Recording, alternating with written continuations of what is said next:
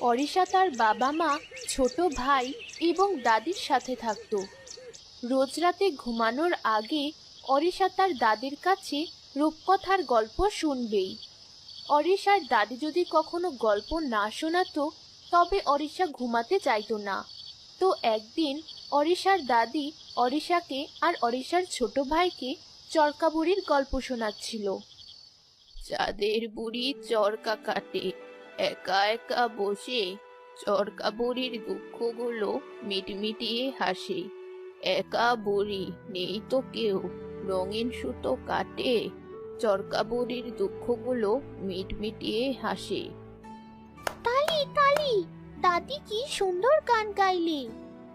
বুঝলে নাতিন, যাদের আশেপাশে কেউ নেই, শুধু ধুধু মরুভূমি, আর কিছু দূর পর পর পাথর, সেখানে কেউ যেতে পারে না। যাদের শুধু এক বুড়ি আছে। সেই বুড়ি কি তোমার মতো দেখতে দাদি? তা হবে হয়তো। বুড়ি চাঁদে একা একা কি করে দাদি? ওর কারোর সাথে গল্প করতে ইচ্ছে করে না? বুড়ি চাঁদে বসে তন্তু থেকে চরকায় সুতো কাটে। লাল সুতো, নীল সুতো, হলুদ সুতো, সবুজ সহ কত রঙিন সুতো কাটে সে, তার শেষ নেই। এত সুতো দিয়ে বুড়ি কি করে দাদি? আর সে খাওয়া দাওয়া কিভাবে করে?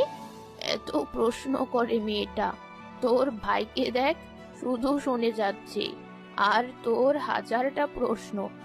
আমি সেই চরকা কাটা চাঁদের বুড়ির কাছে যাব দাদি, আমাকে রাস্তাটা বলে দিবে তুমি?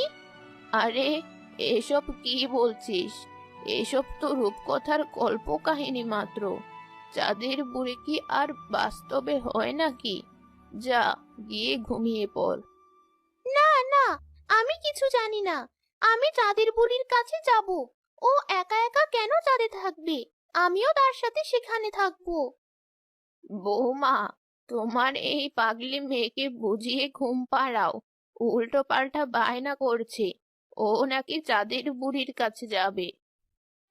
সেদিনের মতো অরিশা কথা না বাড়িয়ে চুপচাপ ঘুমিয়ে পড়ে। কিন্তু এর পরেও অরিশা সারাক্ষণ চাঁদের বুড়িকে নিয়ে ভাবতে থাকে।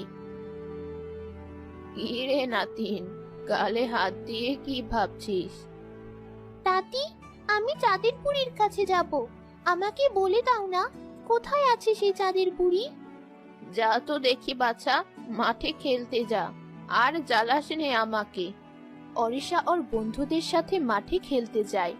আর সেখানে গিয়েও অরিশা চরকা কাটা বুড়ির কথা বলতে পারে।